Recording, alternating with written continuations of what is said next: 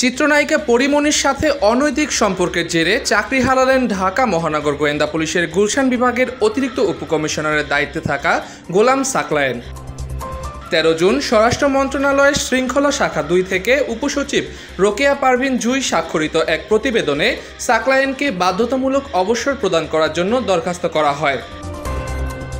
তদন্তে পরিমণির বাসায় নিয়মিত রাত্রিযাপন ও স্ত্রীর অবর্তমানে পরিমণিকে রাজারবাগের বাসায় নিয়ে 17 ঘন্টা অবস্থানের প্রমাণ পাওয়া যায় উল্লেখ করে শৃঙ্খলা শাখার প্রতিবেদনে বলা হয়, বিভিন্ন সময়ে নায়িকা পরিমণির বাসায় সাকলায়েন অবস্থান করেছে বলে মোবাইলের ফরেনসিক রিপোর্ট দেখে প্রমাণ পাওয়া যায়।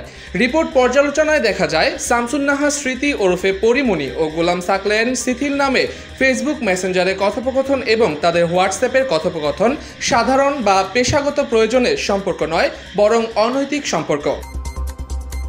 এছাড়া রাজারবাগ মধুমতি পুলিশ অফিসার্স কোয়ার্টার্সে পরিমণির যাতায়াতের ধারণকৃত সিসিটিভি ফুটেজের ফরেনসিক প্রতিবেদন বিশ্লেষণও প্রমাণ পাওয়া যায়। সাকলায়েনের স্ত্রী সন্তান থাকা সত্ত্বেও পরিমণির সঙ্গে বিবাহ বহির্ভূত অনৈতিক সম্পর্কের সংবাদ বিভিন্ন গণমাধ্যমে প্রচারিত হওয়ার তার বিরুদ্ধে বিভাগীয় মামলা হয়। 2021 সালের 13 জুন উত্তরা বোট ক্লাবে ধর্ষণ চেষ্টার অভিযোগে ব্যবসায়ী নাসির ইউ মাহমুদের বিরুদ্ধে মামলা করেছিলেন পরিমণি। পরদিন উত্তরা থেকে তাকে গ্রেপ্তার করে গোয়েন্দা পুলিশের গুলশান বিভাগ। ওই সময় পরিমণিকে জিজ্ঞাসাবাদের জন্য ডাকা হয় গোয়েন্দা কার্যালয়ে। তখনই পরির সঙ্গে প্রথম পরিচয় সাকলায়েনের।